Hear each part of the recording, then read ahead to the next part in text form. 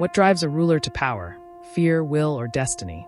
Can leadership born from manipulation and ambition ever be sustainable?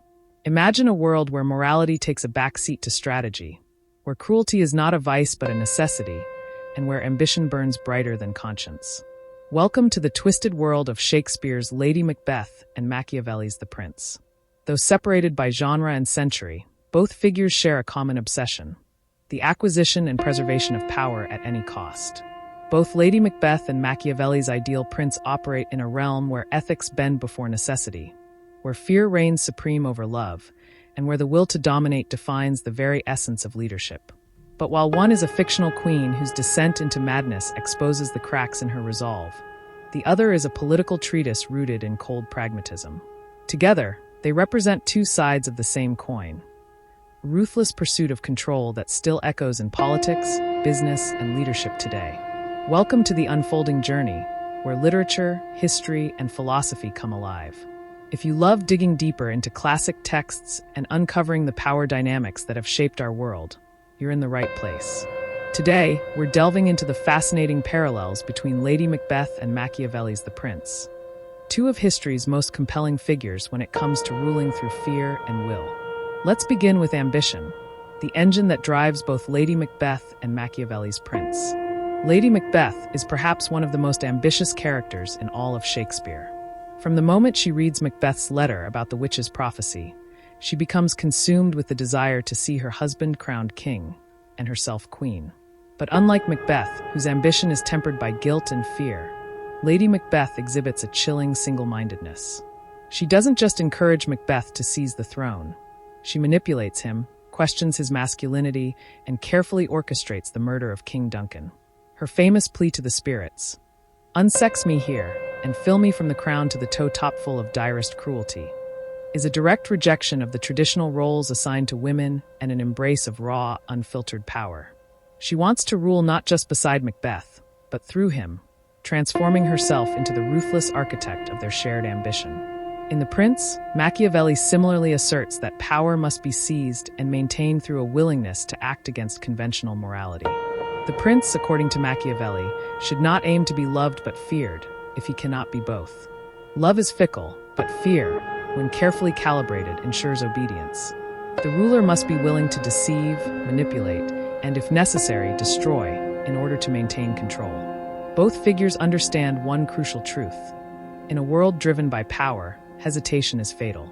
Whether it's Lady Macbeth pushing her husband into murder or Machiavelli advising deception and violence, both portray power as something that must be actively taken and relentlessly defended. The use of fear is perhaps the most distinct and controversial feature of both characters' philosophies. Lady Macbeth wields fear as a tool of influence. She instills fear in Macbeth himself, calling him a coward and accusing him of being less than a man. Her domination over him is psychological.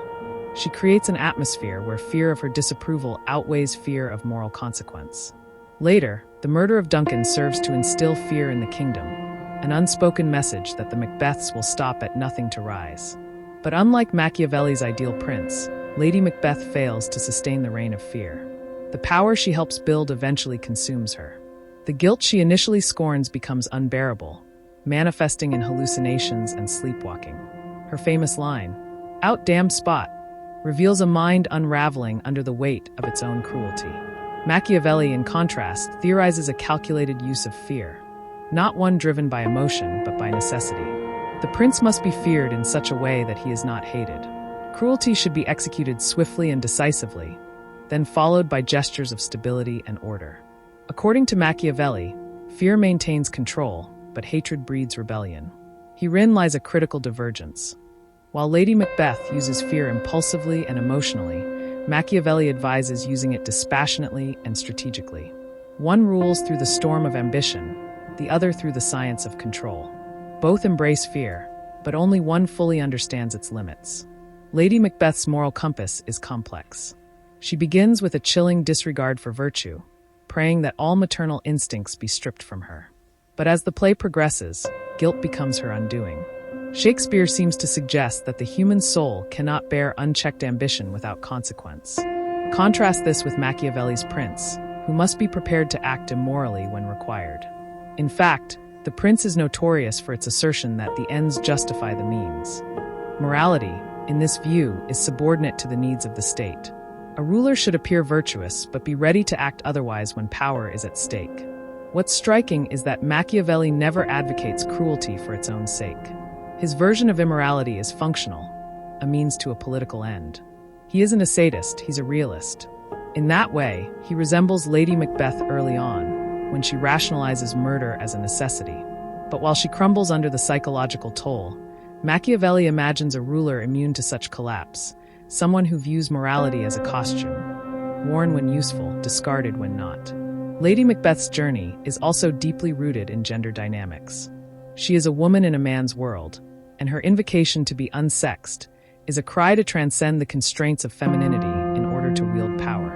In Shakespeare's time, women were expected to be passive, nurturing, and morally upright.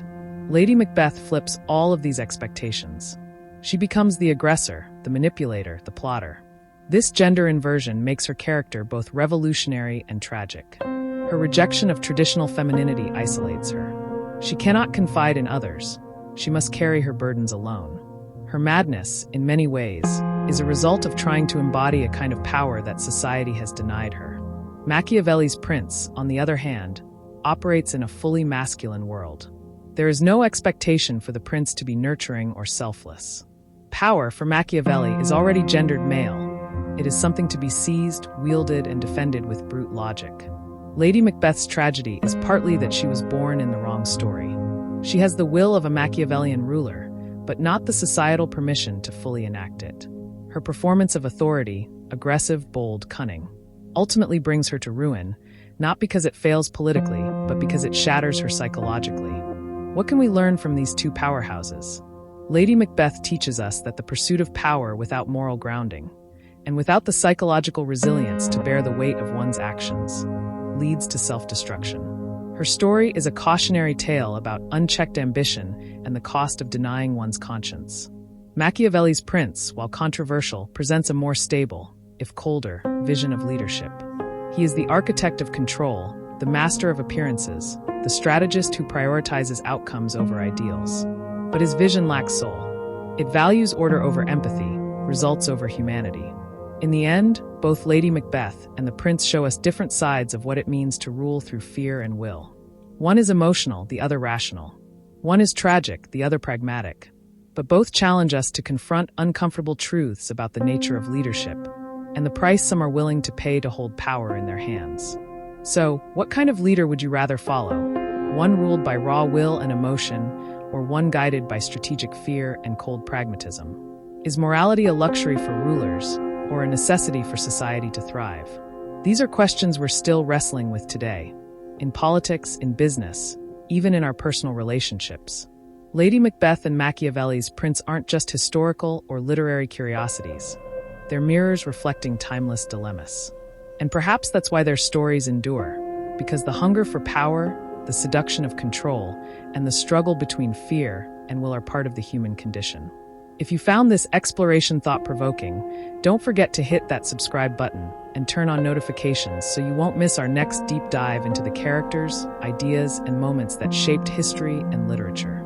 Until next time, stay curious and keep unfolding the journey.